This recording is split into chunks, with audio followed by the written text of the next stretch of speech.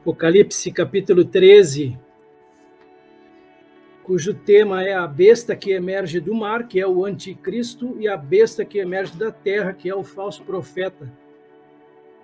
Então a gente estava vendo a extensão do reino do anticristo. Naquela oportunidade ali a gente viu, um dos autores ele coloca 15 provas de que o anticristo não será um ditador mundial em extensão do reino dele, ou seja, de extensão territorial. Ele vai se limitar ali à região sul da Europa, norte da África, provavelmente, Oriente Médio e uma parte da Ásia, ou seja, onde era o antigo território do Império Romano. Então tá aí, ó. Nós paramos exatamente nesses comentários aqui, as 15 provas de que o anticristo não será um ditador mundial em extensão do seu reino. Nós começamos aí na primeira prova aqui, falamos um pouquinho sobre ela.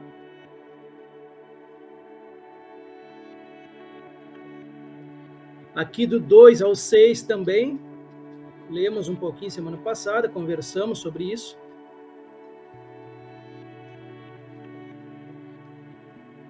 Aqui do 7 ao 11.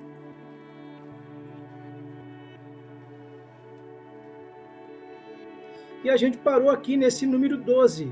Nesse item 12 aqui foi o último da semana passada que a gente deixou gravado.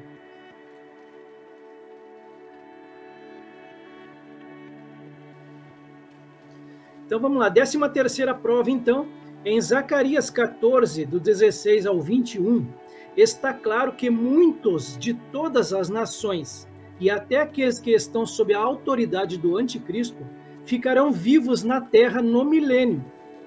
Não receberão o sinal da besta, do contrário, seriam enviados para o inferno eterno por Cristo em seu segundo advento.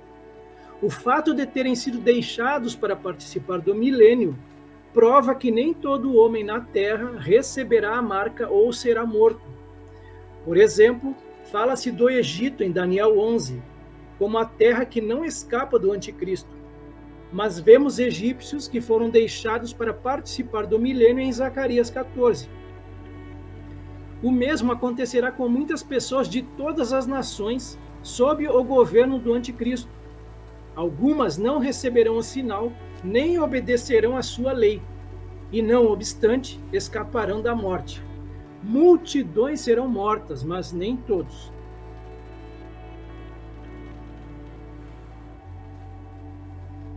Vamos a mais uma prova que ele nos traz aqui. Em Mateus 25, lemos sobre muitos de todas as nações que são chamados benditos de meu Pai e que herdarão o reino milenar e eterno.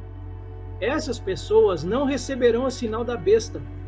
Do contrário, seriam enviadas para o inferno eterno, como se afirma em Apocalipse 14.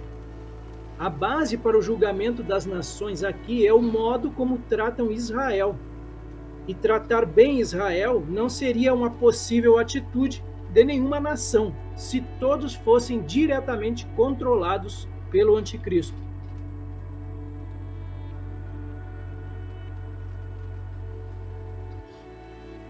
O remanescente da mulher, em Apocalipse 12, 17, aqui já uma outra explicação dele, escapa do sinal da besta e da adoração ao anticristo. Isto é possível graças às novas guerras no norte e no oriente do reino do anticristo, forçando-o a deixar o remanescente em paz por hora para conquistar esses novos inimigos. O ministério das duas testemunhas ajuda a proteger esse remanescente nos últimos 3 anos e meio.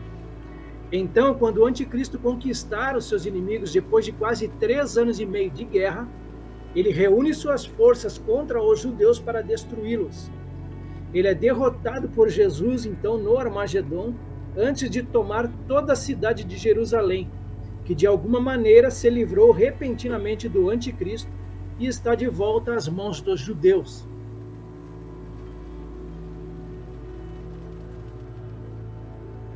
E qual a conclusão, então, que ele chega? Concluímos que o anticristo não governará os Estados Unidos, ele é americano, esse autor aqui, nem será um ditador mundial. que o seu reino estará limitado ao antigo território do Império Romano durante o tempo em que tentar impor a adoração à nova besta. Estará em constantes guerras com outras nações durante todo o período de 7 anos em que estiver aqui. Multidões de todas as nações escaparão do sinal da besta e de sua adoração, e que o anticristo será derrotado por Cristo antes de conquistar toda a Ásia, a Europa e a África, bem como antes de conquistar as Américas e todas as outras partes do mundo.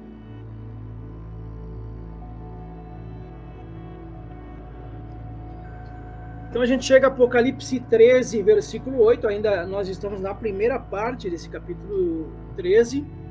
E adoraram-na todos os que habitam sobre a terra, esses cujos nomes não estão escritos no livro da vida do Cordeiro, que foi morto desde a fundação do mundo.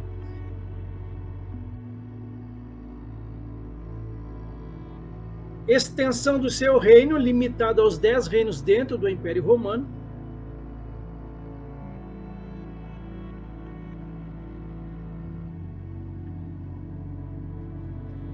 Então tá aí, ó, versículo 8, né?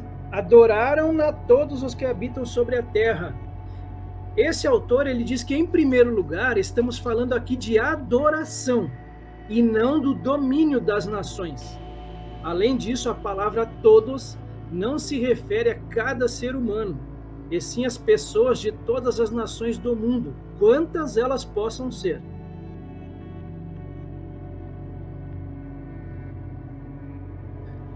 Cujos nomes não estão escritos no livro da vida, refere-se ao fato de que os crentes não adorarão o anticristo. E esse cordeiro, o qual foi morto desde a fundação do mundo, nos diz que o único modo de uma pessoa ter o seu nome escrito no livro da vida é pela aceitação de Jesus Cristo como Senhor e Salvador, e o que ele fez por nós na cruz. Também a expressão desde a fundação do mundo revela o fato de que a doutrina de Jesus Cristo e ele crucificado é a doutrina fundamental de todas as doutrinas.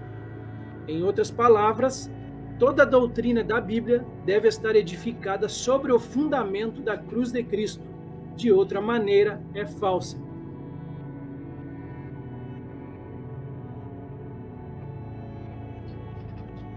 Vamos então ao versículos 9 e 10 aqui. Se alguém tem ouvidos, ouça. Se alguém leva em cativeiro irá. Se alguém matar a espada, necessário é que a espada seja morto. Aqui está a paciência e a fé dos santos.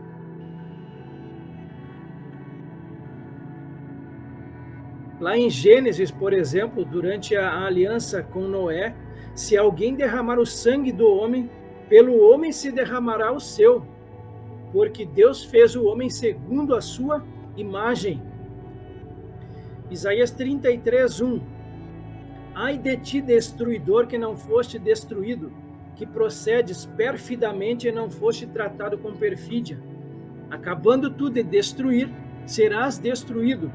Acabando de tratar perfidamente, serás tratado com perfídia. Perfídia seria astúcia, engano, ardil. Jeremias 15, 2. Quando te perguntarem para onde iremos, dir-lhe-ás, assim diz o Senhor: o que é para a morte, o que é para a espada, o que é para a fome, e o que é para o cativeiro. Então, todos esses textos aqui, eu até coloquei do lado dessa referência, é a soberania de Deus em determinar a sorte de Israel, não apenas de Israel, mas de todo homem.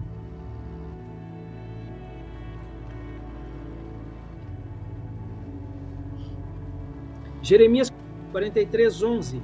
Nabucodonosor virá e ferirá a terra do Egito. Quem é para a morte, quem é para o cativeiro, e quem é para a espada, para a espada.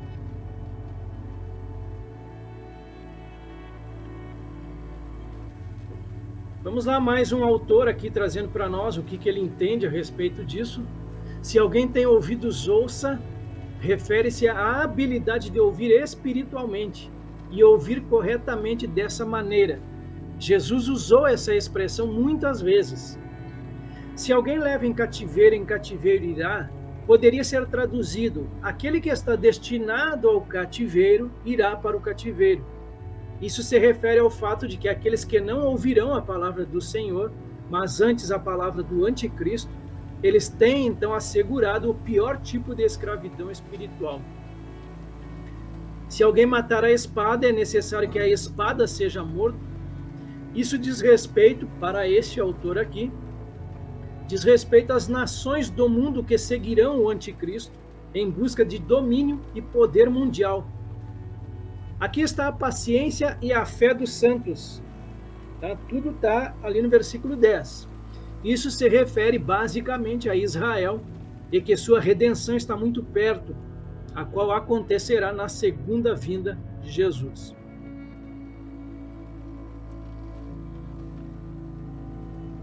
É na vossa perseverança que ganhareis a vossa alma.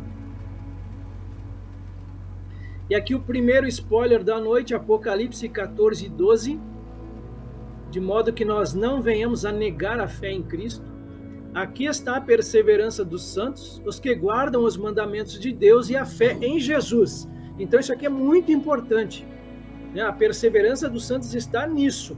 Guardar a palavra do Senhor e a fé em Jesus. Não adianta ter fé em outras coisas, em outras divindades. A fé tem que ser em Cristo, nele.